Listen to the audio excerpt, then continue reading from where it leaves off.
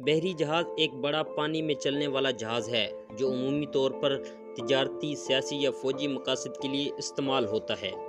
یہ جہاز مختلف قسم کے مواد، سامان یا لوگوں کو ایک جگہ سے دوسری جگہ منتقل کرنے کے لیے ڈیزائن کیے گئے ہیں۔ بحری جہاز کی اقسام میں سے کارگو شپ، کروز شپ اور ٹینکر شامل ہیں۔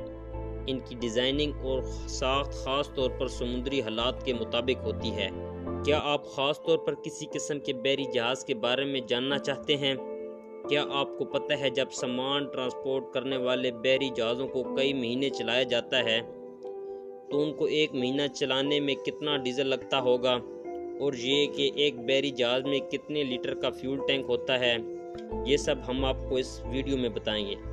دوستو، کارگو شپ کو ایک ملک سے دوسرے ملک لے جانے کے لیے 5 سے 6 مہینے بھی لگ سکتے ہیں۔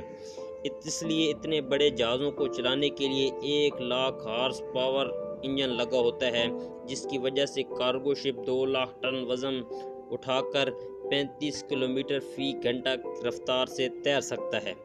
وہیں ان جہازوں کو چلانے کے لیے 200 سے 250 لیٹر ڈیزل فی گھنٹہ استعمال ہوتا ہے، اور ان کے فیول ٹینک میں 1,32,00,000 لیٹر ڈیزل بھی بھرا جا سکتا ہے، جس کی قیمت کئی کروڑ روپے پاکستانی بنتی ہے۔